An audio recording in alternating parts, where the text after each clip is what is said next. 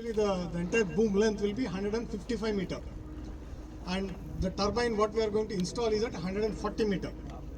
So we have additional factor of safety in terms of the boom height.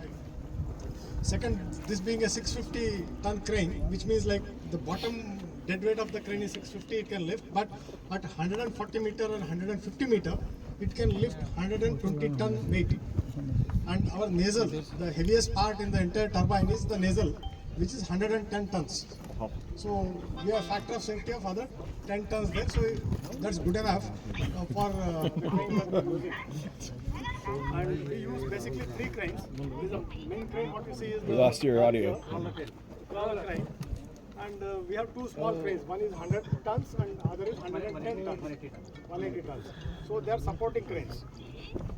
But the important criteria that what we follow is that whenever a crane is sourced, whenever we source the cranes, before we deploy them at site, there is a load test that is done. The load test basically is done to ensure that it's a more of a simulation sort of a thing. Like when we try to lift the nacelle or the weights that are desired to be lifted at whatever desired heights, whether that will happen or not, will the crane give in or it will fail, that's the test we do, and there's a curve which gets plotted, and only once the load test is passed, such cranes are selected and deployed at site.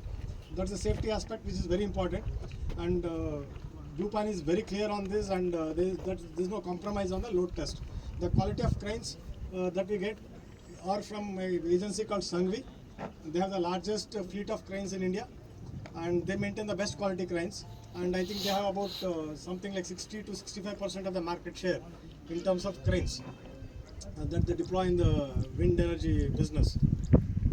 And the installation, when we do, like we keep a radius of 20 meter. When we say like it gets lifted at 140 meter height, 120 ton weight, the radius from the center of the foundation will be 20 meters.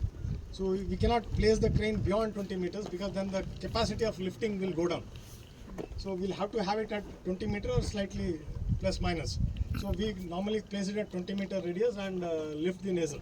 So that's a factor of safety, and we have wind speeds beyond 9 meters we don't lift.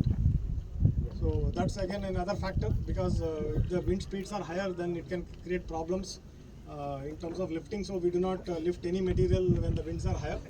We generally choose the wind duration bins where the speeds are lower. Generally in the early morning hours, the rotors are lifted. The rotor is the most difficult part. Rotor is basically the hub with the 3 blades connected. The assembly happens on the ground, and then we start lifting it horizontally, then it gets tilted and it moves up and then comes back to the nacelle. So that's the most difficult part.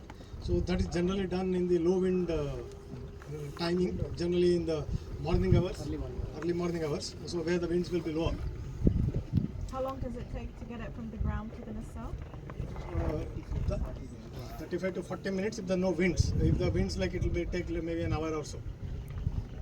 In a condition like this, maybe about 35 to 40 minutes we can lift it. 35 minutes, that's it. The rotor alone. Rotor.